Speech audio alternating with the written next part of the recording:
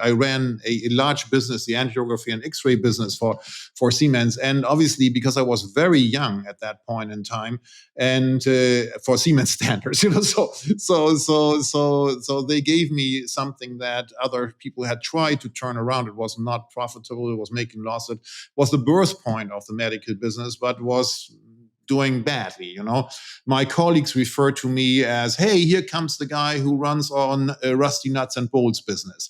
And every person who was some way capable, if they got an offer from the computer tomography guys or the MRI guys, they left. So I had a real problem, and they were all like, oh, downtrodden. So the biggest problem I had there is, how do I bring motivation back? And what I did there is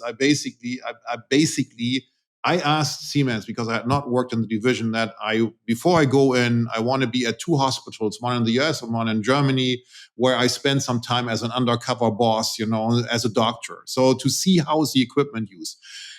Was a wise decision, was more a gut decision. And I saw that our equipment is doing a lot of things that other things don't do.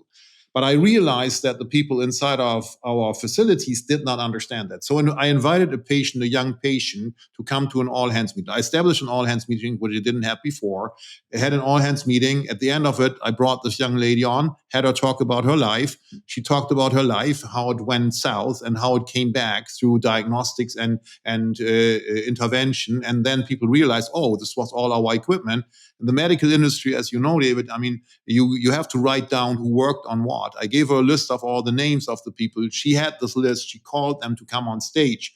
This is in the northern part of Bavaria, so people are not easily moved. They are really tough individuals, but they had tears in their eyes because they realized what good they are doing in this young woman. She was in her mid-20s, The evening, it was unionized. The evening, the union leader came to me and said, hey, Dr. Kleinfeld, I want to thank you. I said, what do you want to thank me for? And he said, you gave us our soul back.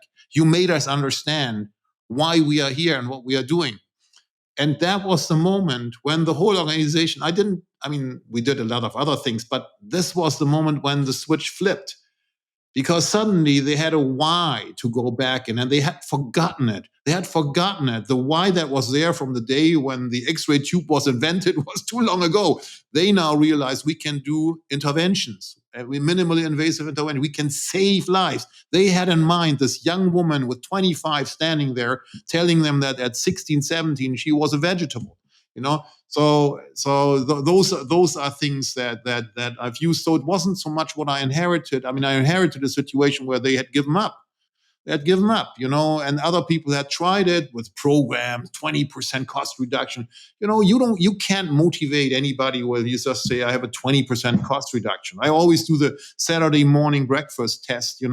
What do you tell your children why you weren't there the whole week? You say, oh, I'm working on this corporate program. We're cutting 30% of the cost. They look at their devices these days and say, what a jerk is that? If you tell them, I saved this young woman, and there's plenty of those everywhere around the world, I'm saving them, that's what makes a big, big difference.